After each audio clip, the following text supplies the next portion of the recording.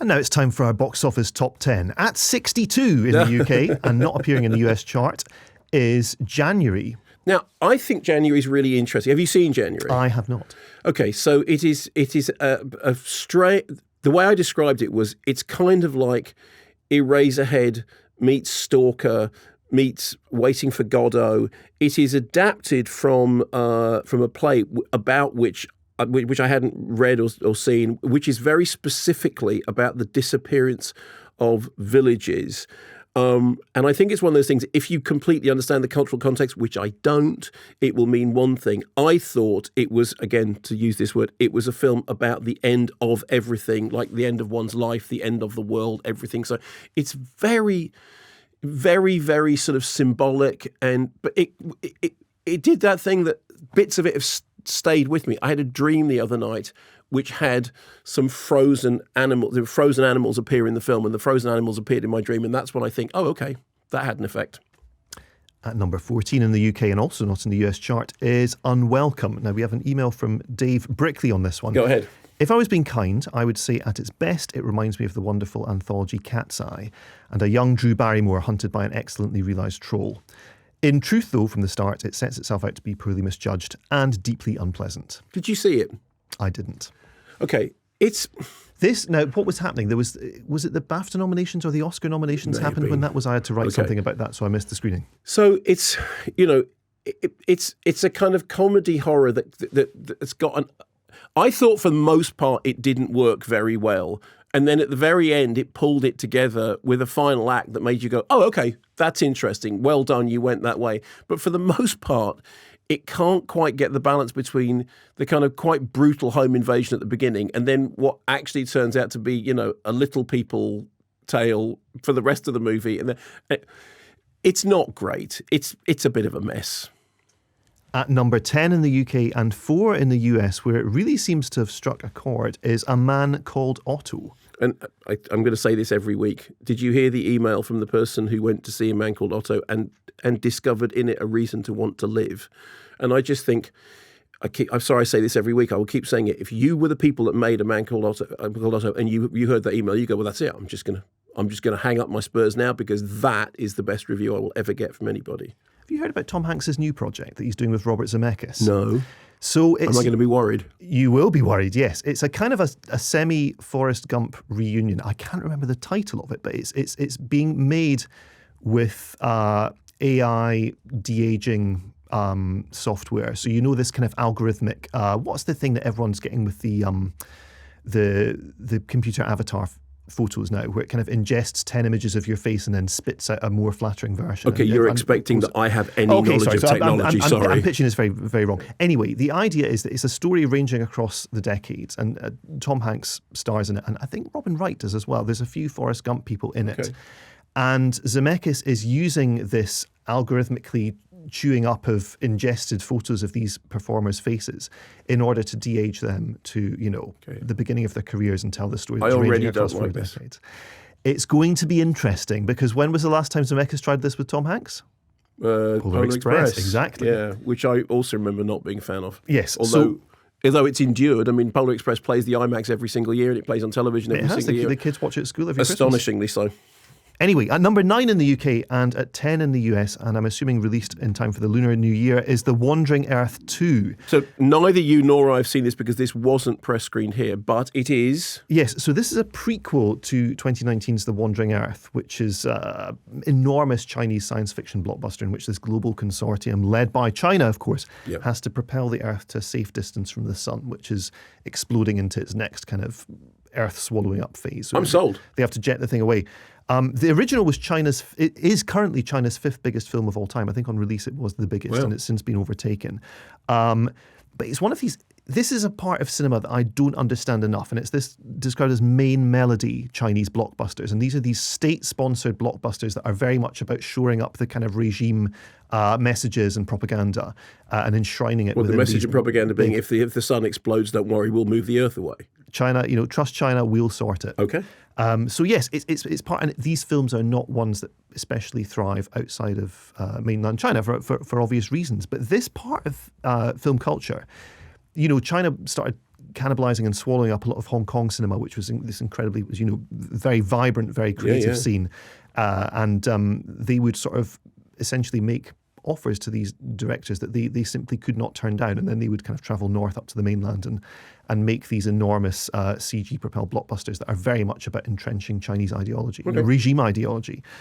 We don't see them over here particularly, even though they are released and do particularly well. They're not shown to critics. No, well, I will check that out because it sounds interesting. At number 8 in the UK and at 22 in the US is Whitney Houston, I Wanna Dance with Somebody, which I think we've... This was the last movie I saw before the Christmas break, and I was actually, maybe I was, kind of break happy, but I liked it. It's not too bad, is it? No, it's not. And why did we go in thinking it was? Because I had heard bad things. I think because it had the air of an awards contender that didn't work out. Right? Okay, because it was written by Anthony McCartan, who did Bohemian Rhapsody, Naomi Ackie, this kind of big breakthrough role for her potentially. And the fact it wasn't being screened for awards groups. No, that's right. It kind of rang alarm bells. The screening was bells. literally the last day that things were open before Christmas as well. It was like if you were going to review it, you had to work right up until the last day. But actually, I liked it. It just turned out to not be that kind of film after all. At 7 in the UK and yet to be released in the US, we have Roald Dahl's Matilda the Musical. Even I'm surprised by how well this is done. I know that the stage musical was a really big hit, and I haven't seen the stage musical. It's romping fun. There's a discussion to be had about Roald Dahl, which is an ongoing discussion. But it is still packing them out. It has done better than I expected. I always thought it was fine, but I didn't think it was this good. At 6 in the UK and no longer present on the US chart, poor Babylon, is Babylon, which look, we differ on enormously. Okay, you liked it? I loved Babylon. Okay. Well, I think I've said... Tell me why I'm wrong. Okay, so I think this film maybe has not done itself any favours by, again, like the Whitney Houston thing, emerging during this awards season. I kind of get why they thought it might be a Best Picture contender, but I think it is kind of brash and petulant and kind of immature in all the best possible ways. And I love to see money being burnt on a bonfire like this. I think it's so kind of exciting and so fearless.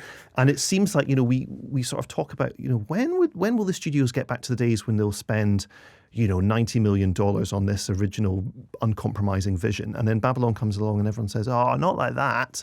No, yes, for me, absolutely like that. And I think the ending also has been... The ending for me is the thing that contextualizes the montage. The montagiest montage that ever montaged. Yeah. I think that the fact that this has been held up as the glory of cinema, a celebration of all that's wonderful about the movies, that's not how that scene hit me at all. I think the film is very cleverly about the way in which Hollywood can take its own sort of misdeeds and its own corruption and venality and exploitation of minorities and exploitation of everyone and repackage it and self-mythologize until this becomes something weirdly to aspire to and something that we should sort of treasure and cherish. And what's happening at the end is this guy who has borne witness to all of this in the first person. He's seen decades of this nonsense going down that has ruined lives and in some cases ended lives. And he sees what the machine spits out about itself at the end. And he is moved and delighted in spite of himself. And the tears are tears of defeat. They're not tears of rapture. Okay. Well, the only thing I'd add is that yesterday I was with Dave Norris, Last Projection is Standing, and he said a really interesting thing about that montage. He said, what you're missing is that the choice of films is because each one of them is a technological development, a format development. It's not that these are the great artistic achievements, it's that each one of those has some format development in it. And then he went through a whole bunch of specific things about for certain forms of widescreen. And actually, that was, for me, the most convincing argument I've heard for the montage not being the worst thing I've ever seen. On the subject of when are we going to get back to studios spending that kind of money on original things, it's like, when are we going to get back to United Artists setting fire to themselves by letting Michael Cimino make Heaven's Gate? I never longed for that period. At 5, in both the UK and the US, is Megan. Which I really enjoyed Megan. I'm glad it did well. I'm glad, it was even involved in the Oscar announcements.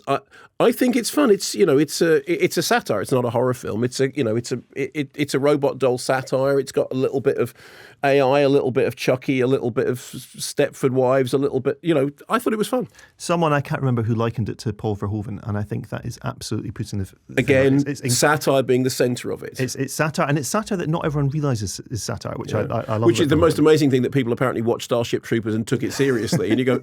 It's literally, they've got fascist flags. How can you not see this is satire? Did you know, we mentioned All Quiet on the Western Front earlier. You know the head of VFX on that film was also the head of VFX, or certainly very high up in the VFX team on Starship Troopers. That makes perfect sense. It makes perfect sense. In the tank scene, which I think VFX-wise is the absolute set piece of set pieces in All Quiet on the Western Front, what do those vehicles coming through the mist look like? Enormous alien creatures. Okay, yeah. And this guy he's a creature specialist. He's throughout his career he's always kind of gloried in creating these enormous bugs or wolves or something like that. And then I think the approach to the tanks in that scene, I mean, everyone knows what a tank looks like. Yeah. And but in that film they do look like something you've never seen before. Absolutely. Yes, goodness, I had a ball with Megan. I thought it was great. Good. And people have complained it's not gory enough or 15-y enough. It should have been. It's a satire. Nastier. It's not a horror movie. It's a satire. That's the point. At 4 in the UK and 17 in the US is The Fabelmans. Now, I have an email from Kevin Matthews here who writes, "Dear Ramblin' and Amblin, having just viewed the highly praised The Fabelmans, I felt that I would chime in with my immediate thoughts.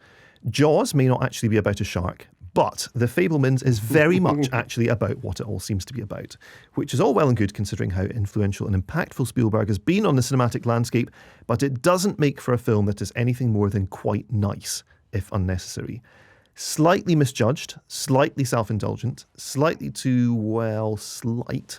The Fabelmans is still a good film, and Spielberg absolutely deserves to treat himself with this cinematic retelling of his youth. But showing us how the main character comes to develop his cinematic skill set reminds us all of the usual Spielbergisms we would have enjoyed over the decades, and that breaks the spell. It's kind of like knowing how a magic trick works. You can still appreciate the skill, but you'll never be as impressed and entertained as you were before you knew the mechanics behind it. HTGI, Tinkety Tonk, and down with those who seem intent on having the legendary film house cinema in Edinburgh now remain lost forever. Hear, hear, Kevin Matthews." Well, I think on the subject of that was here just to the film house thing. No, I understood, and I was just allowing you to have that moment, and I agree. I'm in concert with you on that. I'm not in concert with you. You understand? It was a weird construction of language. I don't think it demystifies things. I agree with you that it's slight. I still think that Spielberg's best autobiographical movie is E.T., because you can watch E.T. and be completely swept away by it without having to go, this is a story about somebody telling you that when he was young, he was anxious about his parents splitting up and not having friends. I like Fabelmans. I think Tony Kushner did a really good job of the script. I mean, Kushner said that what he did was interview Spielberg about the real events and then fictionalize them by giving them sort of dramatic arcs. So there are things that... It's fine. We won't spoil the last scene, which far too many people have spoiled the last scene. And the reason I say that is just because at the end of the film, it's really lovely to have a genuine, that was a nice note to go out on without seeing it in advance. I think it's fine. I think Spielberg's got to this point in his career now where he just makes everything look effortless. Right? I mean, I remember interviewing him for Bridge of Spies and saying, now, come on, how long did it take you to storyboard and, block these scenes with Tom Hanks in that office, because every camera angle is so kind of subtly loaded with his, the psychology of the process that he's going through and the various, his position in relation to the powers that he's struggling against. And Spielberg said, we just kind of turned up and I just said, let's put the camera there and do it this way. So he's got to the point now. Spielberg is one of, doubtlessly one of the all-time greats at this point. He just intuitively knows exactly where to place the camera for sort of maximum subtlety. And I think because it's so subtle and because it's so effortless, we've sort of perhaps stopped noticing the total mastery of it. I think The Fabelmans is a masterful film. And I think people have not kind of twigged to the mastery because it's not as on the surface as something like Tar, although I love Tar as well. I don't think Tar is showy. I prefer Fabelmans to Tar. Okay, well look, let's squabble about that another time. At 3 in the UK and 7 in the US is Plane. I have an email from Darren in Dublin who writes, "Hi there, I went to see, capital letters, Gerard Butler's latest Plane on Saturday. What a load of enjoyable cobblers. It rollicked along pleasantly, although I did have my attention wander when I thought about the plot." Well, there's the mistake there. "Complete with a suspiciously well-supplied and well-connected isolated island. The highlight for me was a sort of flashback explaining quite why, capital letters, Gerard was working in the far side of nowhere. I was also impressed with several feats of electrical engineering, including getting a telephone exchange working that BT's best would think a big job. Yours, etc., Darren Lefty from Dublin." I enjoyed it. It's nonsense. The initial crash looks like a video game. And then they landed. The crash was just the beginning, and then there's all this stuff. That they are separatists and militia, and they no one will go there because they all they get. So okay, fine. So that's the setup. So he's got to do the thing, and then we move into the third act, and he goes, "We have to do this thing," and you go, "What? Really?" And then they do, and you go, "Okay, well, just the sheer chutzpah of that being the final act is kind of like, wow." It is as if they sat down in a room and thought, right, okay, so we've got this great setup, we've got this exciting kind of Rambo thing happening in the middle. What would be the stupidest possible way to end this film? Let's do it. And they did, because, I mean, come on. I know. And it's like, yeah, this is working. You go, really? And then they do it and they just go, see ya. And there's this big thing set up at the start with, is he going to get back to see his daughter on time? Yeah. This is very kind of... He's going to be late. That whole subplot, never mind. Just stick him on the phone with her. We don't need the reunion. There's a sort of a delightful efficiency to it, and I enjoyed it. Yeah, I enjoyed it too. That's the thing. And funnily enough, in the same way as I enjoyed Megan, I think it was just kind of seeing something done. Oh, Megan's a better film. Megan is probably a better made film, I would say, yes. But there's probably there is something quite joyful about seeing a film like Plane that knows exactly what it's trying to do, exactly. and just it's like, what are we going to call it? Plane. Okay, fine. And it is. I mean, it's Plane by name, and it is Plane by nature. At 2 in the UK and at 3 in the US is Patan. Now, this is a Hindi blockbuster that was not screened for critics, so I'm afraid I have not seen it and can offer nothing. Neither of us have. It is a Hindi language action thriller directed by Siddhartha Anand and produced by Aditya Chopra. And it's if anyone's seen it, please let us know, because going in at number 2, that is a really strong opening. I know. And at number 1, on both sides of the Atlantic, our favourite, Avatar: The Way of Water. I can say this now that you're here, okay, because you were the person who I kept referring to, but I didn't name, because it wasn't my job to say what. I came out of the film, and I was in a state of really, and I walked up and I saw you. And you looked at me and I went, just don't. And you went, oh no, I hated it too. It's like, oh, thank heaven for that. And then you said the phrase, it was like being waterboarded with purple cement. Yes. And I thought that was just a wonderful phrase. But it is. And it's funny because I love the original Avatar when it yeah, that's why I was looking at you like, don't try and talk me into this being... But there was a sort of a structure and a purpose to it. And in this one, they just kind of go swimming for 3 hours. Here's the best thing about the plot. Unobtainium. Oh, we've forgotten all about that. We're in the forest. We've got to run away to water. Why don't you run away to another forest? And then the people are coming down. What are they searching for? Oh, revenge? I'm not sure. Oh, no, whale meat. There's a chemical in the whale brain, not a whale. It's extended. You go, at least in the first one, there's a bunch of unobtainium underneath the tree of life. And that's what they're looking for. Yes, it was like, why are they there? Other than he's a bit cross. I'll tell you why they're there. This is all structured. This is my Avatar conspiracy theory. This is all structured in the Super Mario video games because you have the forest level, okay? Then you have the beach and the swimming level. James Cameron said the next one is going to be volcanoes, so the fire level. Right. After that comes mountains, I think, or snow. So this is all tracing the steps of Super Mario Brothers video games. Okay. And we're going to end up in Bowser's Castle or the Avatar equivalent thereof. Anyway...